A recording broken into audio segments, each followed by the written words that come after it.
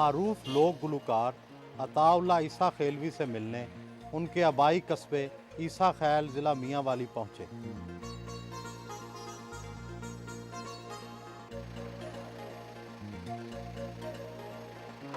हवेली में उनके भाई ने इस्तकबाल किया।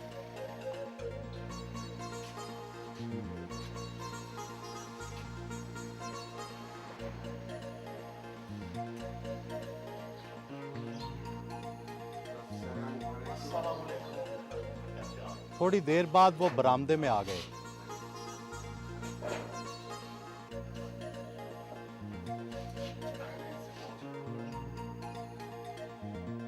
बेटा भी उनके हमरा था।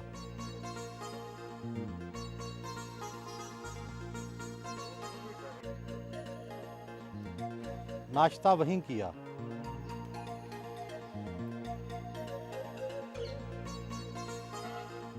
ईसा खैल जैसी पसमानदा और दूर अफ्तादा जगह से आपकी शोहरत पूरे मुल्क तक फैली।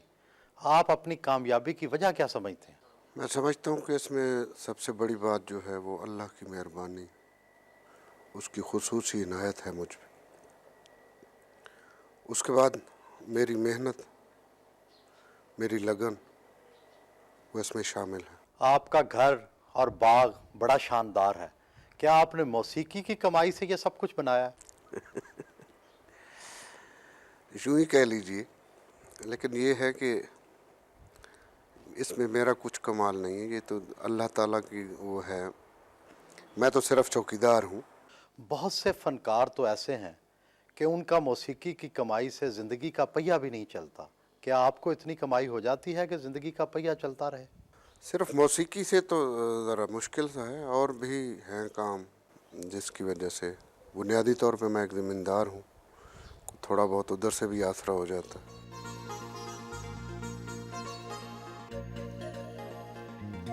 उन्होंने परिंदे, मोर और बतखें पाल रखी हैं। ये बतखें, मोर और बागबानी, आपको ये शौक़ कैसे पैदा हुआ? ये कुदरत की खूबसूरत चीज़ें हैं, और वो फनकार ही क्या जो इन चीज़ों से प्यार नहीं करता। कुदरत की हर खूबसूरत चीज़ से मुझे प्यार है, और वही जो है मुझे गाना गाने पे उकसाता है।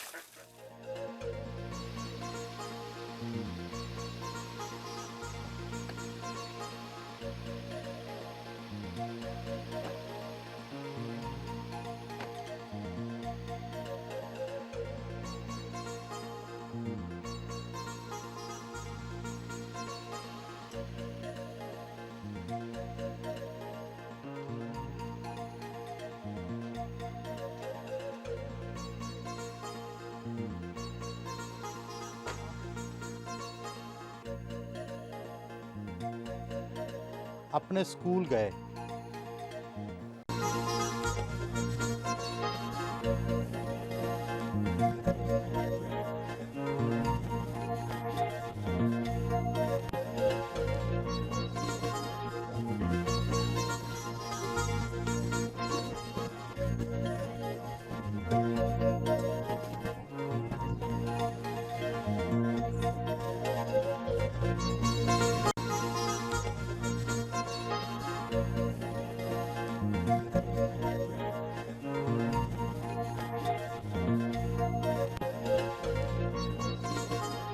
स्कूल की इस असेंबली में आने की क्या कोई ख़ास वजह है? गायकी यहीं से समझ ले शुरू की। जब मैं इतना सा बच्चा था तो यहाँ असेंबली में मैं यही गाया करता था, कभी तराने भी गा लेता था। आम रुझान ये है कि स्कूलों में गायकी की हौसला अफजाई नहीं की जाती। आपके साथ कैसा सलूक होता था? मुझे इस बात का इल्म नहीं कि हौसला अफजाई होती है या नहीं होती, लेकिन मेरी हौसला अफजाई हुई। मुझे जो अंग्रेज़ी पढ़ाया करते थे नासरुद्दीन शाह साहब, उन्होंने मेरी बहुत हौसला अफजाई की।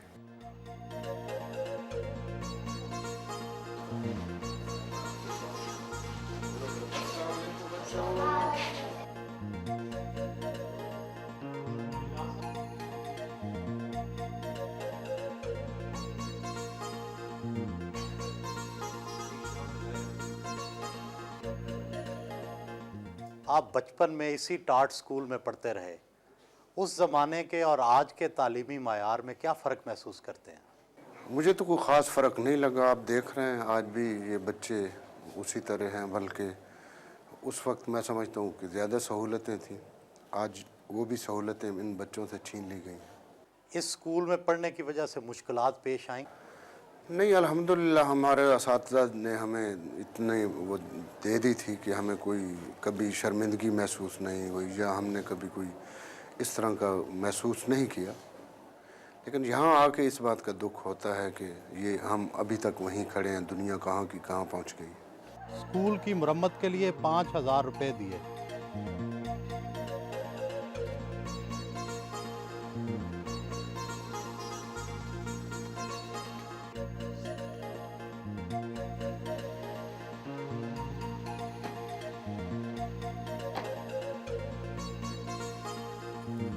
आबाई घर पहुंचे। जी, ये है वो कमरा जहाँ बैठ के मैं दोस्तों के साथ रियाज का सिलसिला मेरा होता था, दोस्तों को गाने भी सुनाया करता था। यह है वो ग्रामोफोन जहाँ मैं जो गाना सुनता था फिर उसका रियाज करता था, उसको याद करता था, उस पर मेहनत करता था। एक गाना भी आपको सुनाऊं। ऐ दिल किसी की याद में होता है बेकरार क्यों, जिसने भुला दिया तुझे उसका है इंतजार क्यों। बहुत गाया, दोस्तों को सुनाया, सबने पसंद किया, दाद दी। इतनी दाद मिली, इतनी मोहब्बत मिली कि वो मुझे प्राइड ऑफ परफॉर्मेंस तक ले गई। और फिर यहीं बैठ के एक गाना सुना तो कहीं से था, लेकिन जब मैंने उसे गाया तो वो मेरी ही पहचान बन गया। दिल लगाया था दिल लगी के लिए, बन गया रोग जिंदगी के लिए। दिल लगाया था दिल लगी के लिए। सुना है कि आप छुपकर मौसीकी का रियाज किया करते थे। कुछ अर्सा मैं छुप के करता रहा, वीरानों में निकल गया, वहाँ जाके रियाज किया। लेकिन एक अरसे के बाद फिर यहाँ बैठ के सिलसिला शुरू किया तो अम्मी हुजूर ने अंदर से एक बटन लगाया हुआ था। जब अब्बू हुजूर आने लगते थे तो लाइट ऑन ऑफ करती थी तो हम इधर उधर भाग जाते थे। क्यों, वो मना करते थे? मना क्या, वो बहुत सख्ती से मना करते। उनके नज़दीक ये अच्छा पेशा नहीं था, ये अच्छा शौक़ नहीं था।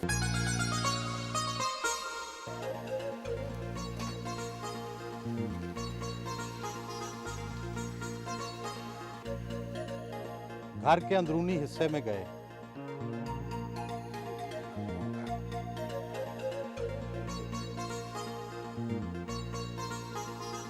आपका ताल्लुक कदामत परस्त पठान न्याजी कबीले से है। गुलूकारी के हवाले से बगावत की तो क्या क्या मुश्किलात पेश आईं? इस सिलसिले में मैंने बगावत जब की तो घर से निकला, पल के निकाल दिया गया। फिर सफ़र शुरू हुआ ज़िंदगी का, प्रैक्टिकल लाइफ शुरू हुई। तो लाहौर में वेटर भी रहा, फैसलाबाद में रक्षा भी चलाया, कराची में टैक्सी भी चलाई, इस्लामाबाद में ट्रक भी चलाया। बकौल शायर की उनकी मखमूर निगाहों के करिश्मे तौबा, उनकी मखमूर निगाहों के करिश्मे तौबा पाक बाज़ों को भी मैखार बना देते हैं। और पै बपै जुल्म सितम राह मोहब्बत में कमर एक इंसान को फ़नकार बना देते हैं।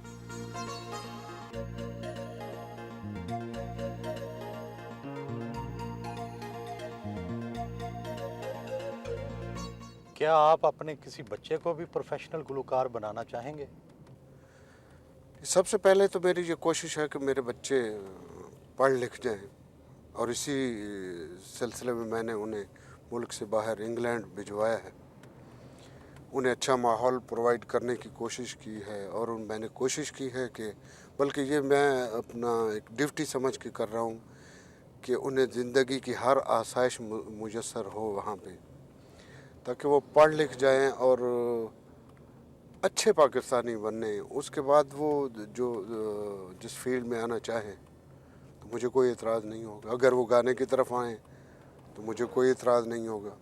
अगर वो अदाकारी की तरफ जाएं तो फिर भी मुझे कोई एतराज़ नहीं होगा। आपको हमेशा शलवार कमीज़ और चादर में ही देखा है, क्या आपको मगरबी लिबास सूट और टाई पसंद नहीं है? जी, मुझे पसंद तो नहीं है। मुझे पसंद तो शलवार कमीज़ है और मेरी चादर, जो मेरा तौलिया भी है, मेरी रज़ाई भी है, मेरा नैपकिन भी है, सब कुछ है। और इसी के साथ मेरी सारी ज़िंदगी गुजरी, ये मुझे बहुत पसंद है। लेकिन कभी कभार ऐसा होता है कि मुल्क से बाहर हालात और उस मुल्क के माहौल की वजह से टाई भी बांधनी पड़ती है, सूट भी पहनना पड़ता है।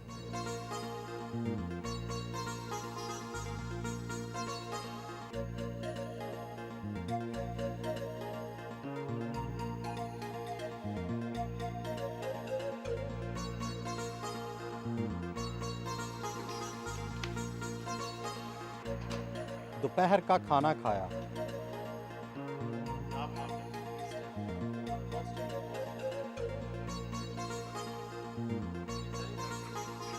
जिला मियांवाली के रवायती खेल मुर्गों की लड़ाई और बटेरों की लड़ाई को शौक से देखा।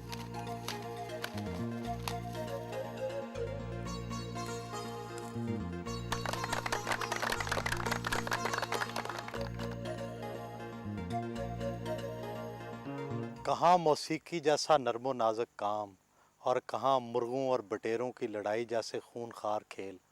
ये दोनों चीज़ें तो बड़ी मुतजाद नहीं हैं। ये मुतज़ाद ज़रूर हैं, लेकिन ये हमारे कल्चर का हिस्सा है। हम घर से निकलते हैं तो राइट लेफ़्ट इधर उधर हर जगह ये खेल तमाशा होता है। तो जितना भी दामन बचाएं कहीं ना कहीं तो फिर, क्योंकि सारे अजीज़ शौक करते हैं। बटेर और मुर्ग की लड़ाई में क्या लुत्फ हासिल करते हैं? जहाँ तक इसके लुत्फ़ का ताल्लुक है तो मैं समझता हूँ कि शौरी तौर पे हम जो हमारे आबा व अजदाद थे वो जंगो जदल पसंद करते थे। अब चूँकि जंगो जदल का वो ज़माना नहीं रहा, हाथ से लड़ना, तलवारें चलाना, घोड़ों पे बैठ के लड़ाइयाँ करना, तो मेरा ख़्याल है इसे इन्हें देख के, इन्हें लड़ा के वो तस्कीन हासिल होती।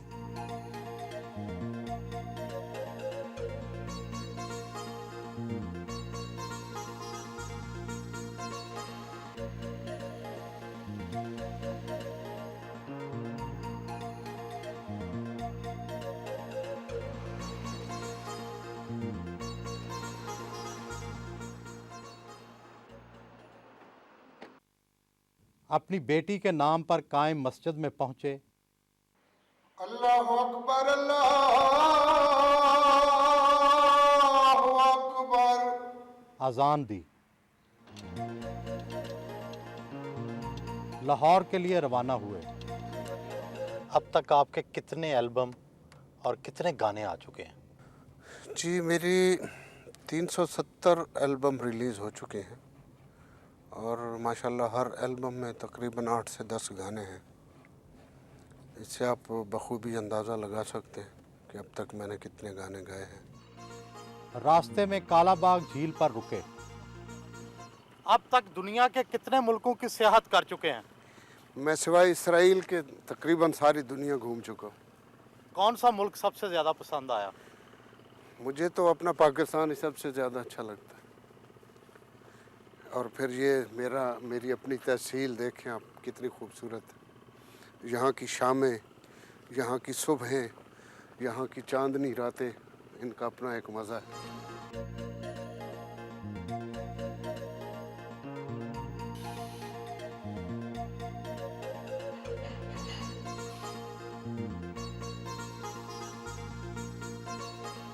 रात का खाना एक होटल में खाया।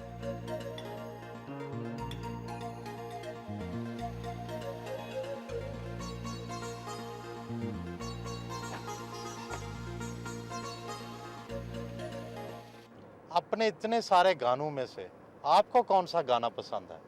मैं अक्सर जब सफ़र में होता हूँ तो ये गाना सुनता हूँ, आपको भी सुनाता हूँ।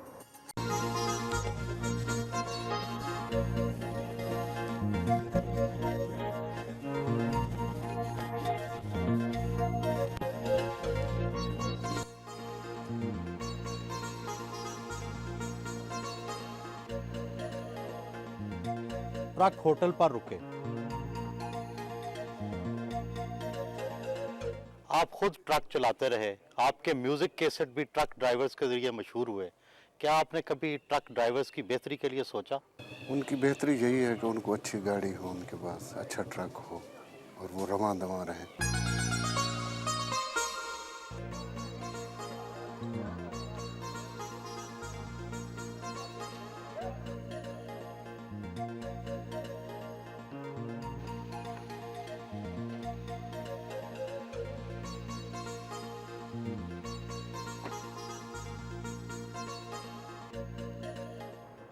आपके लहजे में एक खास किस्म का दर्द है। ये आपका स्टाइल है या इसकी कोई और वजह है? जब मैंने आगाज़ किया अपनी इस लाइफ का, उस छोटी सी उम्र में सफ़र करना पड़ा। मुझे रिश्ता देने से इनकार कर दिया, मुझे घर से निकाल दिया, आग कर दिया और मार पिटाई। बच्चों को जो खेलने के दिन होते हैं उन दिनों में मैंने एक सफ़र शुरू कर दिया, और इतना अज़ियतनाक सफ़र कि हमारे पास वक्त बहुत कम है। अगर उसकी तफसील में जाऊं तो उसके लिए बहुत सारा वक्त चाहिए। तो मैं समझता हूं कि लाशऊरी तौर पे उसका भी ये मेरे गीतों के चुनाव में या गायकी में उसका थोड़ा बहुत अक्स नज़र आता है। पॉप म्यूजिक कैसा लगता है? पॉप म्यूज़िक मुझे अच्छा नहीं लगता।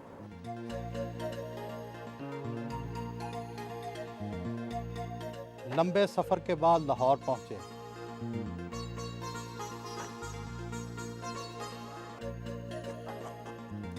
क्या ये सच है कि आपने गुलूकारी इश्क में नाकामी के बाद शुरू की?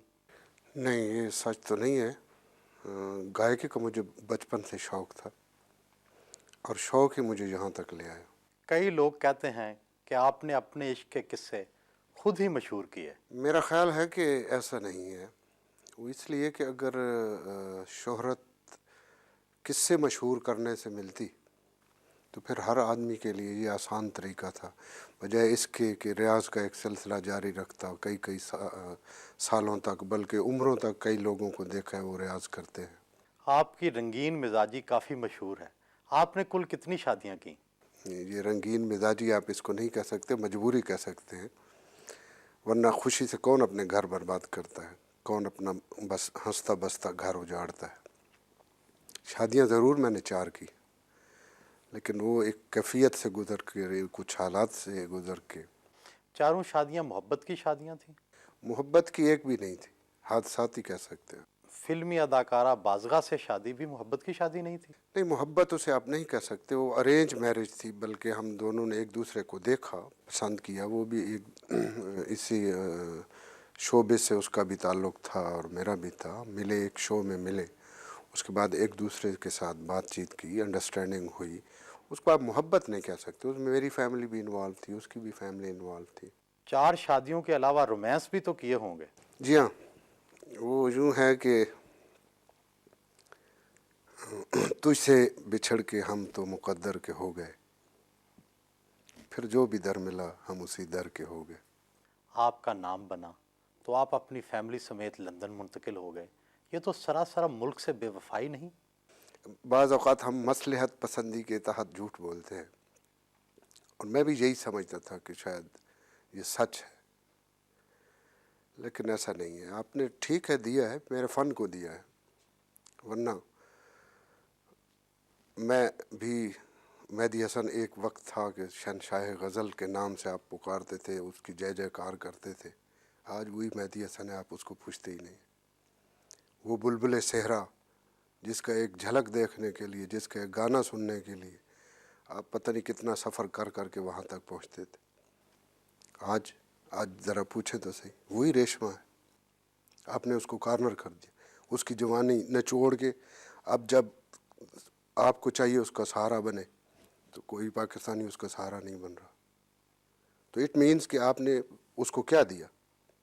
आपने उसको फ़न को दिया। तो आप इसीलिए मुल्क छोड़कर चले गए? मैं इसीलिए छोड़ के चला गया कि मेरा भी हाल इन्हीं जैसा ना हो। पाकिस्तानी सियासत में कौन पसंद है? मुझे कायदे आज़म पसंद थे, हैं, और जब तक मैं हूँ मुझे वही रहेंगे, क्योंकि हमारी बदकिस्मती कि उसके बाद हमें कोई लीडर ही नहीं मिला। अगर आपको पाकिस्तान का हुक्मरान बनने का मौका मिले तो सबसे पहला काम क्या करेंगे? सबसे पहले मैं कोई इस तरह का ऑर्डिनेंस नाफिज करूँगा कि मेरी हुकूमत देर तक चलती रहे। नहीं, लंबी हुकूमत क्यों करना चाहते हैं आप? फिर आदत पड़ जाती है ना उस करो फर की, उस एक जो इतना प्रोटोकॉल मिलता है, जो इतना सब कुछ मिलता है, इतनी कौम को बेवकूफ़ बनाता रहता है बंदा इतना अरसा, तो वो जो एक मज़ा है, एक नशा है।